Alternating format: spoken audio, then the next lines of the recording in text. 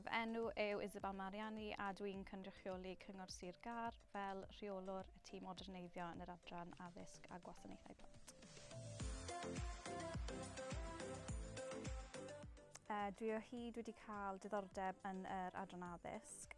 Dechreuais fy ngyrfa fel athrawes ysgol gynradd, ond ni'n edrych am profiad i ddatblygu o fewn y maes addysg. So welais swydd graddedig yn y tîm modernyddio addysg a oedd e'n apelio ato fi.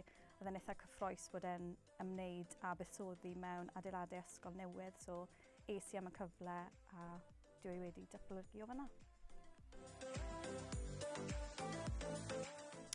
Yn bendant, dechreuais fel graddedig yn 2018.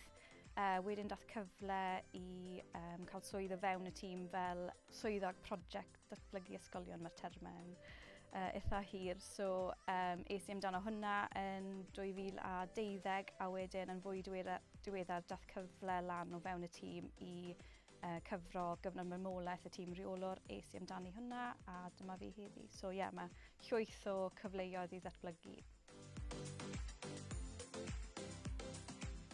Peidiwch ofni mynd am swyddi sy efallai yn ymestyn chi o ran eich gallu, o ran eich profiad a sgiliau. Dysgus I llawer yn gyrfa cynnar wrtho yr sylwi cydweithwyr a wedyn chi'n dysgu llwyth tra'n neud y swydd hefyd, so ewch amdani.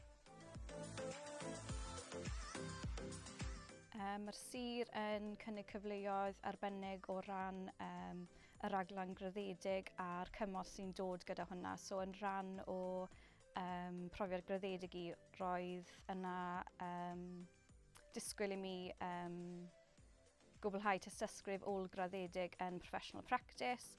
Tra'n neud y cwrs yna hefyd, daeth cyfle wedyn I troi hwnna'n masters. So nes i'r masters yn y diwedd a mae fe jyst yn dangos yr ymrwymiad sydd gyda'r cyngor I wneud yn siŵr bod nhw'n datblygu pobl ifanc.